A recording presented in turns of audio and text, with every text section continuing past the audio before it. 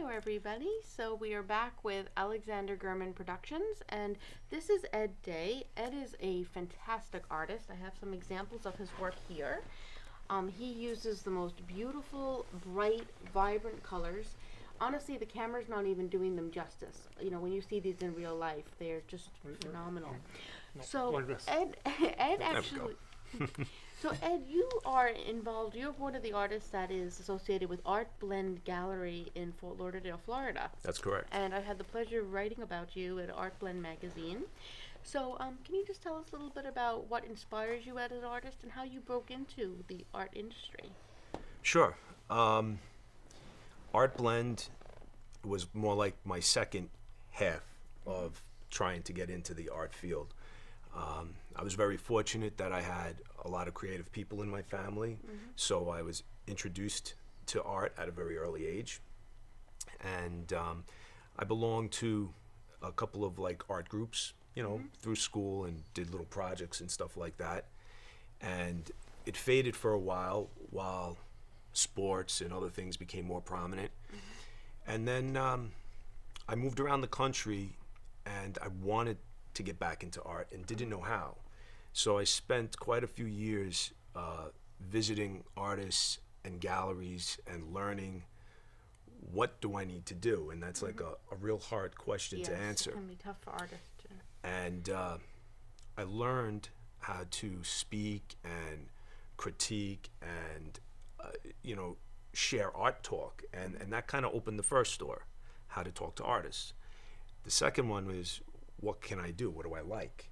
And art is such a long word that fits a lot of descriptions, and I have a very linear job. I'm a contractor by trade, so I'm always measuring and building things very precisely. And I realized that I did not want to do that in art. So my art became very colorful, free-flowing. And one thing I noticed though, like, are you very inspired by the city? Because I noticed there's a cityscape in this piece right here. I don't know if this is showing up on camera, but it's a beautiful cityscape. And then in the other piece, it also is sort of a cityscape. So do you kind of feel that the city is a major source of inspiration? I do. This piece that's being held up here was completed first, and it was very loosely put together. I do like landscapes, and I've taken different types of buildings within New York City, and I've just kind of reduced them to their shape. And you get a lot of odd shapes if you just kind of stretch your imagination a little bit when you walk down almost any block in New York City. This one was much more intense in terms of trying to put two of them together with other elements. It took me some time to work on it, and this one's called City Below. And what I was trying to do was get different forms of buildings all combined, almost as if you took it and just stretched it out. And that's where the color comes from, and the different How much styles. do these retails for? Like, how much does this one retail for, and how much does the smaller one sell for? The smaller one, that's a good question. The smaller one I've kept for myself because it's a piece that I look at when I work, so Okay, I never so really put this one for It's sale. like a personal piece. Correct. This one, I would say I would probably put it up for about $2,500 or so. It's not a very large piece, but it's So at very reasonable prices. it's a very reasonable price, and there's a lot of What work. kind of folks are buying your art usually, or what and how it fits in the property? What kind of house you need to have that art display properly? I would say the people that engage me in purchasing are people that have a more modern type of home where they have large wall space, because the color would clash and contrast with a lot of different elements. So if So you, it's not for the city folks, it's mostly for the folks who live outside of Manhattan, it is for the city folks if they have the space. if they have the space. Yeah, it doesn't go. My work wouldn't go But good. does it resonate to younger crowd, like 20, 30-year-old, or it's like a 60, 80-year-old? Who is your targeted audience in terms of age? I would say my target audience is middle 20s to 50. People who have some understanding, like people who are, like more broad-based color and not portrait work, because obviously I'm on the opposite spectrum of that, and like to fill their home with brightness, and that my artwork These are very bright. works with that. But do they buy it for the pleasure, or they buy it as a like a investment? Like what's the like a logic? Is it instant purchase, or it's more like a thought process over time that they speak to you, they understand what it's about, and then they purchase it, or it's like what they walk to, they buy it and they walk away. That's kind of how people who are interested in mine, they either have an immediate reaction to it, and they'll question, what's the price? Can I have it shipped? If they're local, can you bring it to me? If I don't get a reaction from someone right away, I'm usually not. It's something they'd be interested in. It's definitely Love me or hate me. pretty much, yeah. Because it's so in your face, this type of style, that you have a reaction. It may not always be, wow, that's not what I was thinking, but I have to own it. I have Right. to have it. Now, is there a deeper meaning behind these paintings, or are they just meant to be, pretty and bright, or do you put meaning behind each one of them, or some sort of symbolism? I don't intentionally put any symbolism in there, but it's more like my journey through the city and how I envision. There's a little piece of you in yeah. there, essentially. Because I noticed, you have some great tattoos here. And in a way, this art kind of resembles some of your tattoos. Like, your tattoos are very colorful and True. very kind of involved as well. So. My tattoos all have a seascape or nautical type of meaning. Okay. And why is that? I grew up near the water. Oh, And through Good my reason. travels, I've made it a point to get a tattoo of wherever I've People who are interested in your art, are those folks mostly a female or male purchasers?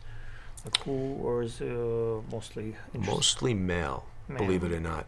I've done quite a few shows in different venues within New York City.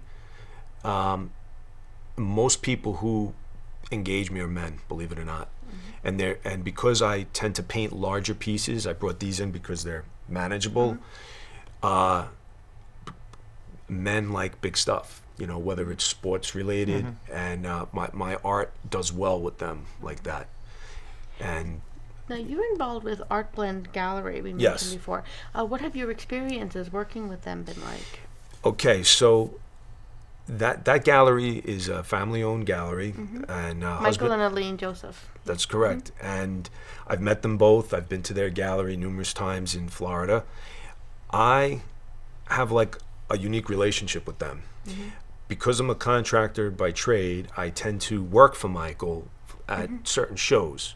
I do a lot of art installation for him, sometimes transport, and in return, he has helped me tremendously understand So it's more. mutually beneficial. Yeah, he's gotten me where I could not get on my own, And he's wonderful. He has and some it great works out well. contacts. Yes. And now, you said that you're going to be showing at Art Expo this year, which is in April. I believe it's Yes. April 21st. Are you going to be also helping Michael set up some of Art Expo? Yes. Yes. So, a show that size is amazing to be behind the scenes, like a I day can or two. imagine. I was there to pick up. I also did some writing for him, so he was kind enough to let me show some of my pieces at the booth last Oh, year. very nice. And I went in at the end of the show to pick them up, and it was like the last day, and everything was coming down, and it was just unbelievable, like the amount of work. And it's like a 3-ring circus, but Yes. it's very it's like organized chaos, kind of. Well, what's the key in transporting art? In transporting art, being extremely careful. Packaging is critical. Critical. Wrapping it Like up, and just be thankful it didn't rain today. Yeah, this is something that's flat, but a lot of people move odd shaped items, and Right. they're Megan has her statues those. Yes. Sculpture is very particular in how it fits into its crate, how you cushion it. Mine are 3-dimensional, and it's horrifying to travel with them. Like, that's the only word for it. Absolutely horrifying to Are your take them pieces anywher. Nominal in size. Yeah, because they're small, but They're they're like small? 3-dimensional. So I'm like paranoid wreck. I can actually carry glue with me just in case Yeah. something falls. There's always mishaps. Is there any advice for the folks who travel with art? What would be the best? I would say always allow a little more space in whatever you're transporting it in. To give Really, I actually try to pack it because when in my car, if I'm traveling and it's moving loose in Yeah, the I car, get- that makes me it's- nervous. Well, you don't want it moving loose, but if like say this painting, I want about 2 to 4 inches around it, Oh. so I can put the bubble wrap and secure it in I that see. box. Yeah. Also, I'm a believer in if you get things off the edges, if God forbid it hits a corner, the item's not going to be damaged. The box may take a little bit of a cut or Yeah. a nick, but Right. But what's the inside art will will be be fine. safe, and that's what matters. And I do like the bubble wrap. Bubble wrap's a good Do you protection. have any art shows coming up or exhibitions that you'd like to mention?